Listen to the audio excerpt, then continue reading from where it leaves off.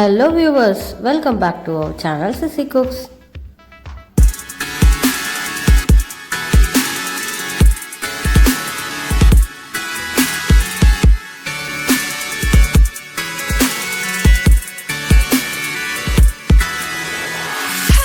இன்னைக்கு நம்ம சேனல்ல ஒரு வெஜிடேரியன் ரெசிபி தாங்க பார்க்க போறோம். கத்திரிக்காய் பொடி கறி. இது வந்துட்டு ஒரு சூப்பரான வெஜிடபிள் ஸ்டார்டர் ரெசிபிங்க. இதை வந்து நம்ம ரசம், மோர் குழம்பு இல்லைன்னா ஒரு சாம்பார் கூட வச்சு சாப்பிட்டிங்கன்னா சூப்பராக இருக்குங்க. கத்திரிக்காய் பிடிக்காது அப்படிங்கிறவங்களுக்கு கூட இது வந்து சாப்பிட்டாங்கன்னா ரொம்ப பிடிக்கும். நீங்கள் இது வரைக்கும் நம்ம சிசி குக்ஸ் சேனலை சப்ஸ்கிரைப் பண்ணாமல் இருந்தீங்கன்னா மறக்காமல் சப்ஸ்கிரைப் பண்ணிடுங்க. பக்கத்தில் இருக்க பெல் ஐக்கானையும் ப்ரெஸ் பண்ணிக்கோங்க. அப்போ தான் நான் போடுற வீடியோஸ் எல்லாம் உங்களுக்கு நோட்டிஃபிகேஷனில் காமிக்கும். ஃபஸ்ட்டு ஒரு கடாயில் வந்துட்டு நான் 2 டேபிள் ஸ்பூன் வந்துட்டு நிலக்கடலையை வந்துட்டு வறுத்து எடுத்துக்க போகிறேங்க. இதை வந்து நம்ம தோல் நீக்கிற அளவுக்கு வறுத்துக்கலாம். பாருங்கள், இப்போ நல்லா வறுபட்டுருச்சு. இந்த அளவுக்கு வறுத்தா போதுங்க. அடுத்து இதை வந்து நம்ம ஒரு பிளேட்டுக்கு ட்ரான்ஸ்ஃபர் பண்ணிட்டு இதில் வந்து 1 டேபிள் ஸ்பூன் வந்துட்டு கடலைப்பருப்பை போட்டு ரோஸ்ட் பண்ணிக்கலாங்க. கடலைப்பருப்பு வந்துட்டு சீக்கிரமாக வந்துட்டு ரோஸ்ட் ஆகிடுங்க. ரொம்ப கருகிற மாதிரி வறுத்துற வேண்டாங்க. லைட் ப்ரௌன் ஆனால் போதும். லைட்டாக அந்த கலர் சேஞ்ச் ஆகுங்க. அந்த ஸ்டேஜ் இருந்தால் போதுங்க. இந்த அளவுக்கு இருந்தால் போதும். இப்போ இதை ஒரு பிளேட்டுக்கு ட்ரான்ஸ்ஃபர் பண்ணிக்கலாம். அடுத்தது இதில் வந்து நம்ம 1 டேபிள் ஸ்பூன் வர கொத்தமல்லியை போட்டு ரோஸ்ட் பண்ணிக்கலாங்க. அதனுடைய ஸ்மெல்லே வந்துட்டு இது வறுபட்டுருச்சா இல்லையாங்கிறத நமக்கு காமிச்சிருங்க. நல்லா வறுபட்டுருச்சுன்னா அதனுடைய மல்லி வாசம் வந்துட்டு ரொம்ப சூப்பராக இருக்கும். அதை வச்சு நம்ம கண்டுபிடிச்சிடலாங்க. பாருங்கள், இந்த அளவுக்கு ரோஸ்ட் ஆனால் போதும். இப்போ திரும்ப நம்ம இதை வந்து ஒரு பிளேட்டில் மாற்றிக்கலாம். அடுத்து இதில் வந்து நான் 3 கத்திரிக்காய் யூஸ் பண்ணுறதுனால இதில் நான் வந்து 3 வரமிளகா போடுறேன். கத்திரிக்காய் வந்து ஓரளவுக்கு நல்ல பெரிய கத்திரிக்காய் தாங்க எடுத்திருக்கேன். ரொம்ப பெருசில் ஓரளவுக்கு மீடியம் சைஸுங்க. அதனால நான் 3 வரமிளகா போட்டுக்கிறேன். அதையும் ரோஸ்ட் பண்ணி எடுத்துக்கிறேன். அடுத்து இதில் வந்து நம்ம 3/4 டேபிள் ஸ்பூன் வந்து வெள்ளை எள்ளு சேர்த்துக்கலாங்க. எள்ளு வந்து சீக்கிரமாக பொரிஞ்சிடும்.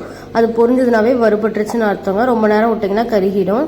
இப்போ இதையெல்லாம் ஒரு மிக்சி ஜாருக்கு சேர்த்து அது கூட ஒரு 1/4 டேபிள் ஸ்பூன் வந்து நம்ம பெருங்காயத்தூள் சேர்த்துக்கலாம்.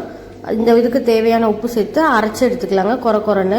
இப்போ அதே கடாயில் வந்துட்டு 2 டேபிள் ஸ்பூன் எண்ணெய் விட்டு எண்ணெய் காஞ்சதும் நம்ம 1/2 டேபிள் ஸ்பூன் வந்து கடுகு வந்து இதில் சேர்த்துக்க போகிறோங்க. கடுகு பொரிஞ்சதும் இதில் நம்ம 1/2 டேபிள் ஸ்பூன் வந்து உளுத்தம்பருப்பு சேர்த்துக்க போகிறோம். நிறைய பேர்த்துக்கு கத்திரிக்காய் வந்து பிடிக்காததுக்கான ரீசன் வந்துட்டு அது நல்லா வேகலைன்னா அதனுடைய ஸ்மெல்னாலேயே வந்துட்டு பிடிக்கலன்னு சொல்லுவாங்க. இந்த ரெசிபியில் பார்த்தீங்கன்னா கத்திரிக்காய் வந்து நல்லா ஃபுல்லாக சூப்பராக வெந்திருக்கும். அதனால நல்லாயிருக்குங்க. கடுகு வந்து பொரிஞ்சிருச்சு. அடுத்து இதில் 1/2 டேபிள் ஸ்பூன் உளுத்தம்பருப்பு சேர்த்துக்கலாம். லைட்டாக ரோஸ்ட் ஆனதுக்கப்புறம் இதில் கத்திரிக்காயை வந்து சேர்த்துக்கலாங்க. கத்திரிக்காய் வந்து நான் 2 அரிஞ்சு போட்டிருக்கேங்க. நீங்கள் சின்ன கத்திரிக்காயாக இருந்தால் நீளமாக அரிஞ்சுக்கோங்க. அரிஞ்சிட்டு இதை வந்து நல்லா வந்து மிக்ஸ் பண்ணி விட்டுருங்க. இதில் வந்து கருவேப்பிலையும் சேர்த்துக்கலாம்.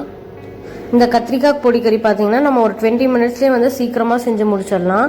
இது வந்து பொட்டேட்டோ ஃப்ரை மாதிரி இதுவும் வந்துட்டு சூப்பராக இருக்குங்க.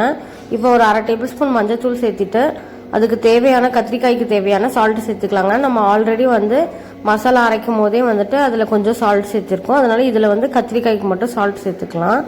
தூளுப்பு சேர்த்துக்கலாங்க. சேர்த்துட்டு இதை கிளறி விட்டுட்டு இதில் வந்து ஒரு 20 ml மட்டும் இந்த கத்திரிக்காய் வேகிறதுக்கு தேவையான அளவுக்கு தண்ணி மட்டும் ஊற்றிக்கலாங்க. நிறைய ஊற்றிடாதீங்க. ஏன்னா கத்திரிக்காய் வெந்ததுக்கப்புறமும் அந்த தண்ணி இருந்ததுன்னா அது சுண்டுறதுக்கு லேட் ஆகிடும். அதனால ஓரளவுக்கு கம்மியாகவே வந்துட்டு பார்த்து ஊற்றிக்கோங்க. உங்கள் கத்திரிக்காய் நீங்கள் எவ்வளோ சேர்த்துக்கிறீங்களோ அதை பொறுத்து. நான் வந்து இப்போ ஒரு 20 ml ஊற்றிருப்பேங்க. இப்போ இந்த லிட்டை போட்டு க்ளோஸ் பண்ணிட்டு நான் வந்து இது ஒரு 10 மினிட்ஸ் வேக வைக்க போகிறேன். பாருங்கள், நல்லா வெந்துடுச்சு. தண்ணி இல்லாமல் நல்லா ட்ரை ஆகிடுச்சு. இப்போ இந்த ஸ்டேஜில் வந்து நம்ம அரைச்சி வச்சுருக்க பொடியை சேர்த்துக்கலாங்க. பொடியை சேர்த்து ஒரு 2 நிமிஷம் கிளறினோம்னா போதுங்க. ரொம்ப நேரம் நம்ம கிளற தேவையில்ல. நம்ம ஸ்டவ் ஆஃப் பண்ணி நம்ம ரெசிபி வந்து சூப்பராக ரெடி ஆகிடும். சப்போஸ் இப்போ கத்திரிக்காய் வந்து ரொம்ப வெந்துடுச்சு அப்படின்னா அதில் வந்து நம்ம பொடியை தூவிட்டு இந்த மாதிரி பேனை ரொட்டேட் பண்ணிங்கன்னா மசாலாலாம் வந்துட்டு கத்திரிக்காய் மேலே அழகாக கோட் ஆகிடும். நமக்கு இந்த ரெசிபியும் சீக்கிரம் ரெடி ஆகிடுங்க.